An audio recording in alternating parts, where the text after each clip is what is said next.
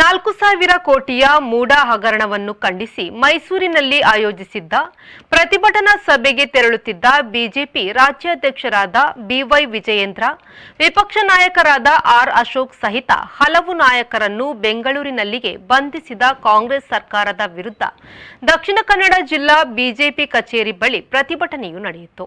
ಪ್ರತಿಭಟನೆಯಲ್ಲಿ ಮಾತನಾಡಿದ ಶಾಸಕ ವೇದವ್ಯಾಸ್ ಕಾಮತ್ ಅವರು, ಭ್ರಷ್ಟ ಕಾಂಗ್ರೆಸ್ ಸರ್ಕಾರ ವಿಪಕ್ಷಗಳ ಪ್ರತಿಭಟನಾ ಸ್ವಾತಂತ್ರ್ಯವನ್ನು ಹತ್ತಿಕ್ಕಿದೆ.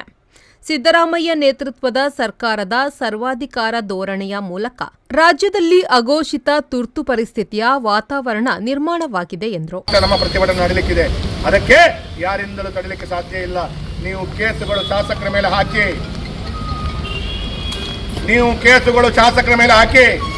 ಅದಕ್ಕೆ ಯಾವುದೇ ಶಾಸಕರು ಹೆದರುವುದಿಲ್ಲ, ಜಗ್ಗುವುದೂ ಇಲ್ಲ. ನಮ್ಮ ಕಾರ್ಯಕರ್ತರು ಹೆದರಲ್ಲ.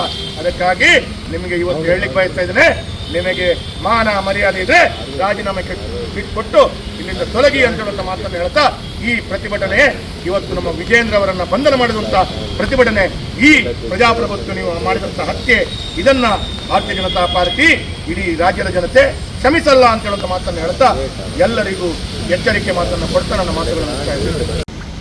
ಕಡಿಮೆ ಬೆಲೆಯ ನಿಮ್ಮ ಏನು ಜಾಗ ಇದೆ ಅದನ್ನು ನೀವು ಸರ್ಕಾರಕ್ಕೆ ಬಿಟ್ಟುಕೊಟ್ರಿ ಅಂತ ನೀವು ಹೇಳ್ತಾ ಇದ್ದೀರಿ.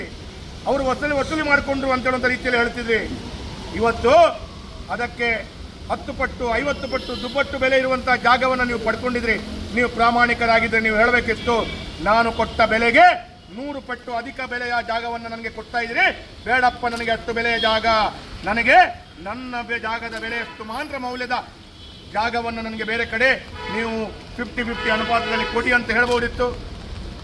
ಇವತ್ತು 10 ರೂಪಾಯಿ ಸೊತ್ತಿಗೆ 1 ಲಕ್ಷ ರೂಪಾಯಿ ಕೊಟ್ಟರೆ ಪ್ರಾಮಾಣಿಕನಾದ್ರೆ ಹಿಂದೆ ಕೊಡಬೇಕಿತ್ತು. ನೀವು 1 ಲಕ್ಷ ರೂಪಾಯಿ ಸೊತ್ತು ಅಲ್ಲ ನಂದು ಅಂತ ಹೇಳುವಂಥದ್ದು, ಆ ಪ್ರಾಮಾಣಿಕತೆ ನಿಮ್ಮ ಹತ್ರ ಇಲ್ಲ. ಧರ್ಮಕ್ಕೆ ಸಿಕ್ಕಿದಾಗೆ ಅದನ್ನು ದೋಚಿಕೊಳ್ಳುವಂಥ ಭಾವನೆಯೊಂದಿಗೆ ತಮ್ಮ ಕುಟುಂಬ ಇದರಲ್ಲಿ ಸಂಪೂರ್ಣವಾಗಿ ಭಾಗಿಯಾಗಿದೆ.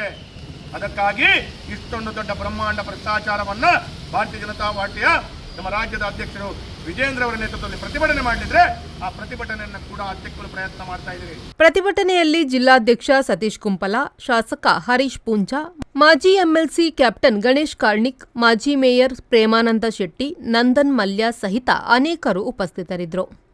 ನಾಗೇಶ್ ಕಾವೂರು, ವಿ4 ನ್ಯೂಸ್, ಮಂಗಳೂರು.